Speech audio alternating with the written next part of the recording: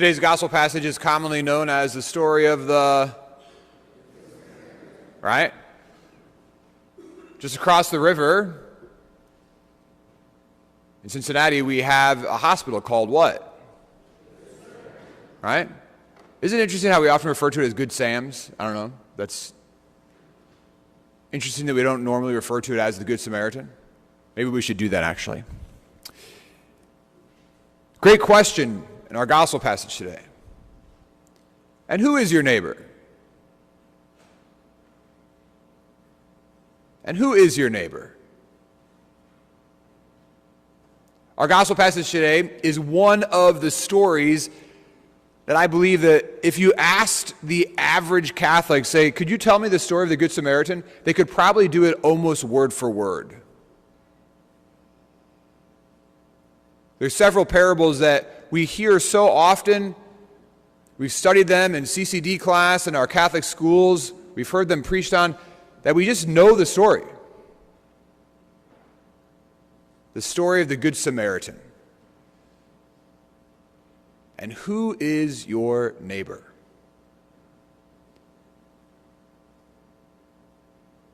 I want to challenge you with that question this morning. Who is your neighbor? I truly believe that the Eucharistic revival that is taking place in our country has the possibility of having a huge impact in our world.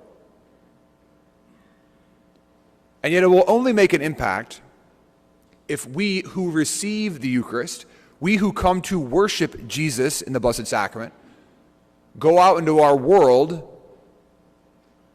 and make a mess.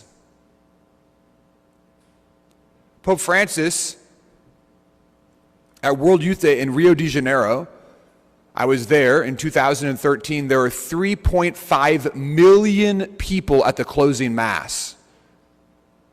3.5 million people at the closing Mass on Copacabana Beach. It was one of the craziest experiences I've ever had in my life. And Pope Francis, in his closing remarks at the end of that Mass, said to this group of 3.5 million young people, I want you to go and make a mess. Go out into the streets, preach the gospel, and make a mess.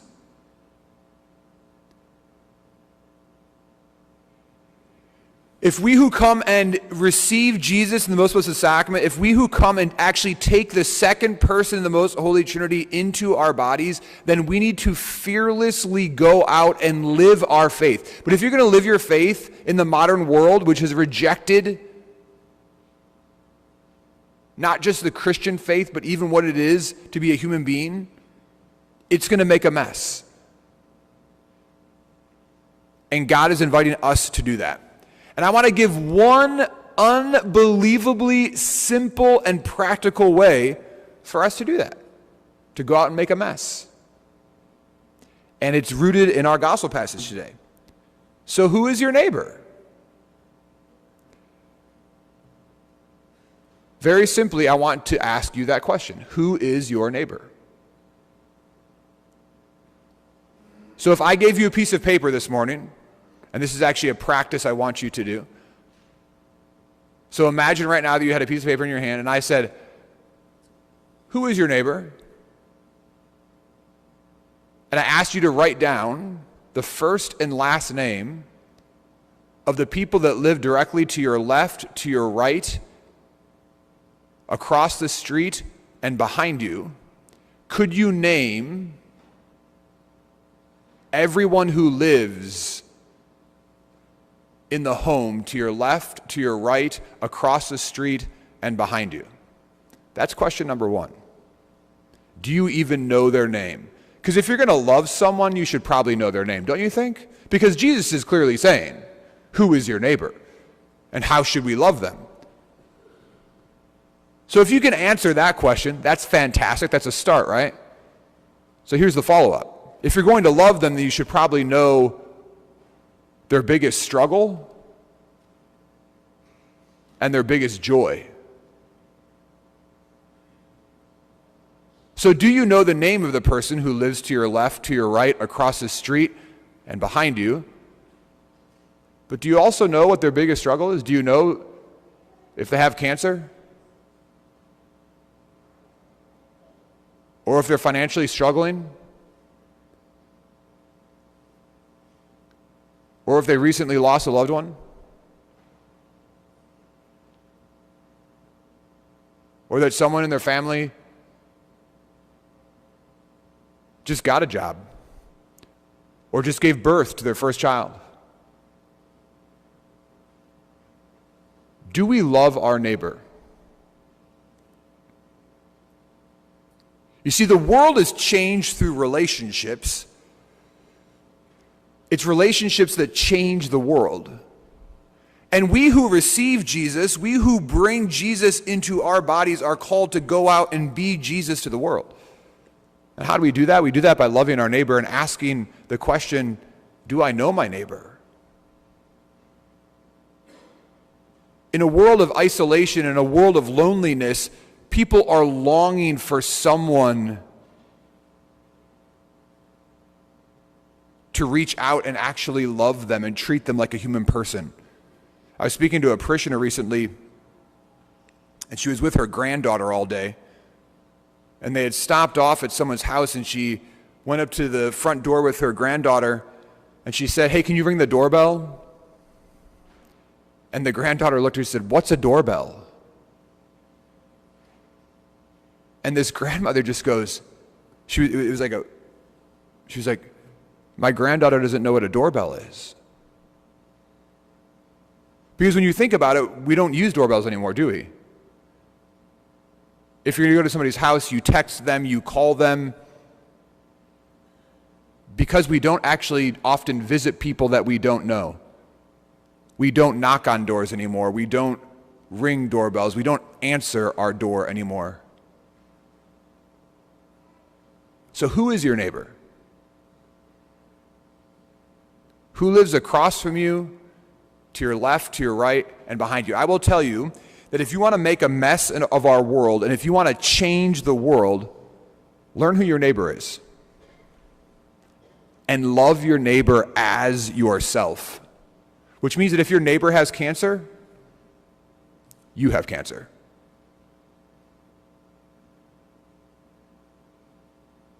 If your neighbor loses a loved one, you lost a loved one. If your neighbor just gave birth, you just gave birth. If your neighbor just got a raise or a job promotion, so did you. How do we live? How do we rejoice? How do we become Christ to others and treat others as we desire to be treated?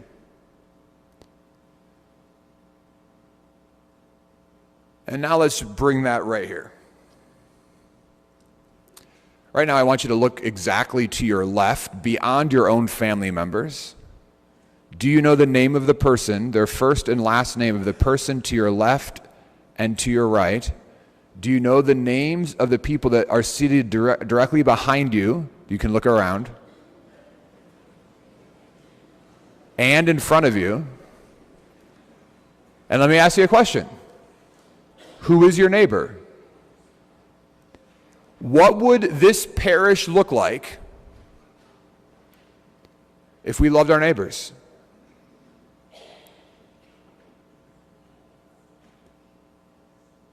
What would this parish look like if everybody to your left, to your right, behind you, and in front of you had dinner at each other's house this upcoming week? And you talked about what are the greatest joys in my life and the greatest struggles in my life? Would we be a better parish?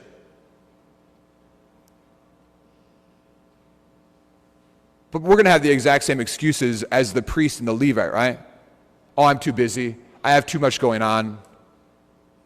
I don't do things like that. I'm an introvert. My house is dirty. Their house is probably dirty. We make excuses to not be neighbors. Why is it that we know the names of celebrities who live hundreds of miles away? Why is it we know the names of politicians who we'll never meet? Why do we know the names of their daughters, their sons? And yet you don't know the names of the people that you worship with? You don't know the names of their sons and daughters,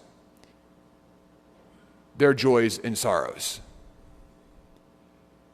If we want to make a mess of this world, then we need to love our neighbor as ourselves. And who is your neighbor? I challenge you this week to make a mess. I challenge you this week to love your neighbor as yourself. I challenge you this week to build up this parish, to build up this local community, and to be bold in doing so. I would absolutely love to receive emails or conversations after Mass next week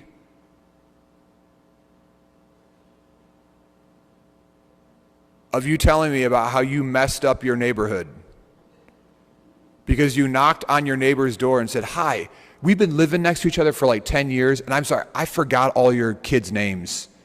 But I went to Mass this weekend, and you know there's a hospital in Cincinnati called Good Samaritan? I don't know if you know the story, but I can tell it to you real quick." And a question is asked, who is your neighbor? And I just realized that I didn't know my neighbor as much as I wanted to. And I'd like to know you more than I do. Is that okay?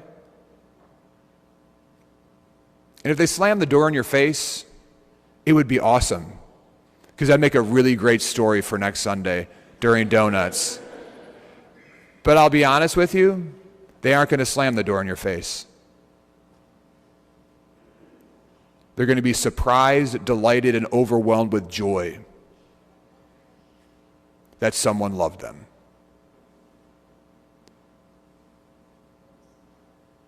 Let's make a mess. Let's love our neighbor as ourselves. So who is your neighbor?